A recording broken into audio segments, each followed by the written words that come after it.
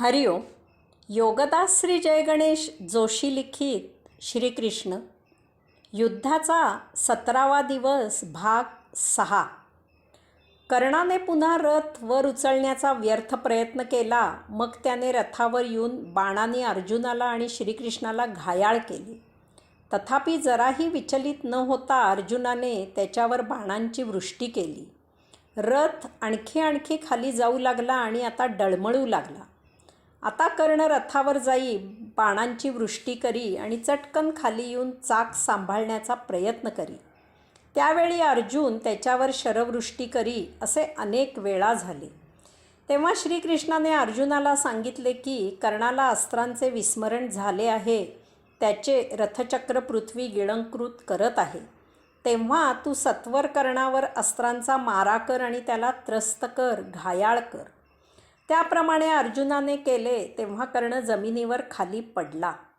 त्याबरोबर श्रीकृष्ण अर्जुनाला म्हणाला, वीरा, हीच ती वेळ आहे. कर्णाचा शिरच्छेद कर. हा महान नीच असून द्रौपदीचा अपराधी आहे. तिची विटंबना आठव. याला दया दाखवू नको. त्यावेळी अर्जुनाने अंजलिक नावाचा महाभयावह बाण काढला. तो अभिमंत्रित केला आणि कर्णावर सोडला. त्याबरोबर कर्णाचे मस्तक धडावेगळे होऊन दूरवर भूमीवर पडले. रक्तलांछित असे त्याचे धड जमिनीवर कोसळले. त्याच्या मस्तकामधून प्रकाशित अशी ज्योत उजळली आणि अवकाशात जाऊन सूर्यामध्ये विलीन झाली. याच वेळी सूर्य अस्ताला गेला. त्यावेळी कर्णाचा वध झालेला पाहून शल्य कसाबसा सावरला आणि तो भग्न झालेला रथ घेऊन तेथून दूर निघून गेला. कर्णाला अर्जुनाकडून ठार झालेला पाहून कौरवसेना धूम पळू जाऊ लागली. ते विदारक दृश्य पाहून दुर्योधनाला अश्रू आवरले नाही. तो क्रोधाने बेफाम झाला. त्याने प्रतिज्ञा केली की मी सूड घेण्यासाठी अर्जुन, श्रीकृष्ण, पांडव यांचा वध करेन. त्याचे हे आवेशपूर्वक बोल ऐकून त्याची पळून गेलेली सेना माघारी वळली. त्याबरोबर दुर्योधनाने पांडवांवर आक्रमण केले. भीमाने सैन्यासह त्याचा प्रतिकार सुरू केला. कौरव युद्ध करत आहेत हे पाहून श्रीकृष्णाने अर्जुनाचा रथ त्वरित तेथे नेला. अर्जुनाने आणि श्रीकृष्णाने त्यांचे ते दिव्य शंख फुंकले आणि क्षणार्धात अर्जुनाने बाणांचा आणि अस्त्रांचा वर्षाव सुरू केला. अर्जुनाच्या त्या भडीमाराचा कौरवसेनेने धसका घेतला आणि दुर्योधनाला एकटे सोडून ते रणांगण सोडून पळून गेले. तेथे शल्य भग्न झालेल्या रथासह आला. त्याने दुर्योधनाला युद्ध थांबवून शिबिरात विश्रांती घेण्यासाठी नेले. कौरव युद्धभूमीवरून निघून गेल्यावर श्रीकृष्णाने अर्जुनाला आनंदाने आलिंगन दिले आणि त्याचे अभिनंदन करत त्याची स्तुती केली. त्यानंतर श्रीकृष्णाने सैनिकांना इशारा दिला की सतत जागृत राहा, नेहमी सावध राहा. केव्हा काय होईल याचा काही नेम नाही. यानंतर श्रीकृष्ण अर्जुनाला म्हणाला, पार्था, तू युधिष्ठिराचे फार मोठे काम केले आहेस. आता तो हे युद्ध सहज जिंकेल.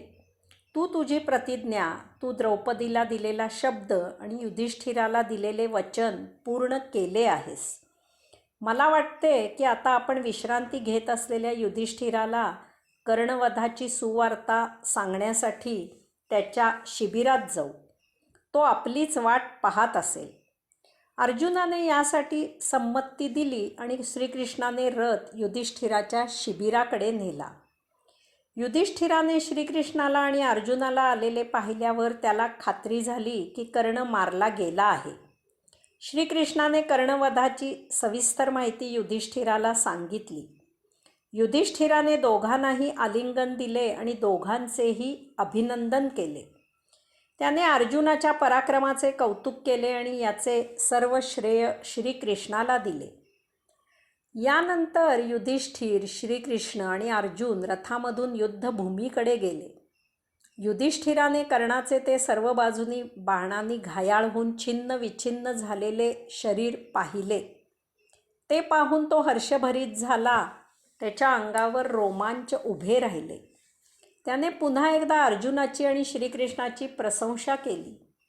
रथामध्येच त्या तिघांनी दुसऱ्या दिवसाच्या युद्धाची मंत्रणा केली आणि मोठ्या प्रसन्न चित्ताने ते सर्वजण आपापल्या शिबिराकडे गेले. कर्ण मारला गेल्याचे समजताच राजा धृतराष्ट्र आणि गांधारी निचेष्ट झाले आणि दोघेही जमिनीवर कोसळले. त्यांना आता उरली सुरली आशा नष्ट होऊन युद्धामध्ये पराभव होणार याची खात्री झाली. धृतराष्ट्राला संजयाने सावरले आणि गांधारीला तिच्या दासींनी उठविले. त्यानंतर संजय आणि विदुर यांनी दोघांचीही समजूत घातली. तथापि राजा धृतराष्ट्र फार व्यथित झाला, विवेकशून्य झाला. त्याला शोक आणि चिंता यांनी ग्रासले. त्याला कसलीही शुद्ध बुद्ध राहिली नाही. याच अवस्थेत तो बसून राहिला. इकडे दुर्योधनाची ही मानसिक अवस्था विचित्र झाली. तो कर्णाला मोठमोठ्यांदा हाका मारून विलाप करू लागला.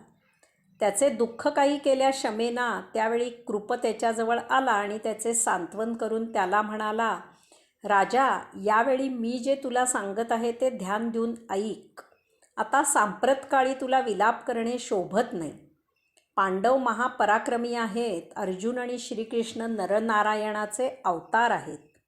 जे काही घडले यावरून बोध घे आणि श्रीकृष्णाच्या मदतीने अजूनही पांडवांशी सलोखा कर.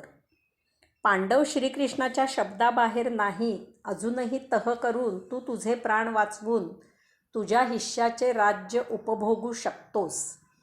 हे मी युद्धाला घाबरून अथवा माझे प्राण वाचवण्यासाठी तुला सांगत नाही. हे या समयी तुझ्या हिताचे आहे म्हणून सांगत आहे. यावर दुर्योधनाने कृपाला उत्तर दिले, हे आचार्या, आता तुझ्याशिवाय माझा आधार कोण आहे? तू मला सांप्रत समयी माझ्या हिताचे तेच सांगत आहेस हे मी समजू शकतो. परंतु आचार्या, मी बालपणापासून पांडवांना ठार मारण्याचे अनेक प्रयत्न केले.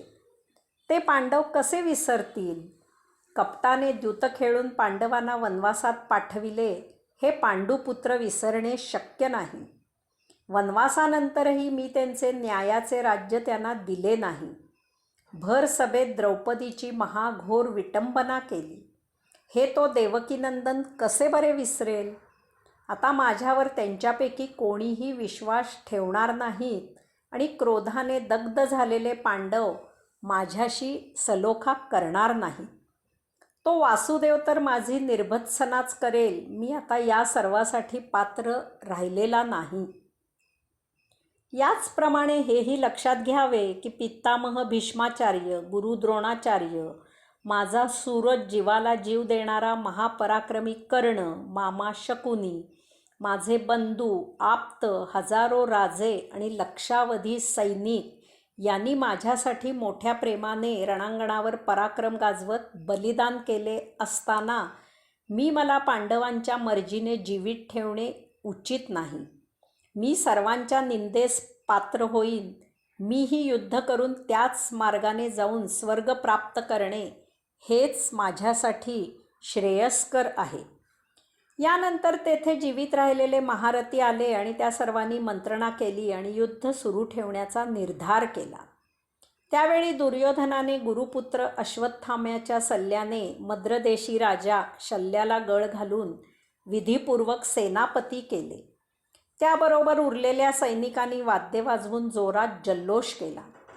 यावेळी शल्य दुर्योधनाला म्हणाला, राजा, तू माझ्यावर हा जो विश्वास दाखवला आहेस तो मी सार्थ करेन. मी माझ्या शेवटच्या श्वासापर्यंत पांडव, श्रीकृष्ण आणि त्यांच्याकडील उर्वरित राजे आणि सैनिक यांना ठार करेन. असे न झाल्यास तू मला धारातीर्थी पडलेला पाहशील. यानंतर विश्रांती घेण्यासाठी सर्वजण आपापल्या शिबिराकडे गेले. कौरवांनी मामा शल्याला सेनापती केले आहे असे समजताच युधिष्ठिर आपल्या बंधूंसह श्रीकृष्णाकडे आला आणि त्याने श्रीकृष्णाला मामा शल्य कौरवांचा सेनापती झाल्याचे सांगितले.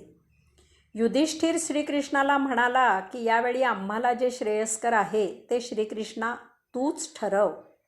आम्ही त्याचे पालन करू. श्रीकृष्णाने शल्य मोठा योद्धा आहे असे सांगून त्याचा वध युधिष्ठिरानेच करावा असे सांगितले. अन्यजण युधिष्ठिराला मदत करतील असेही सुचविले.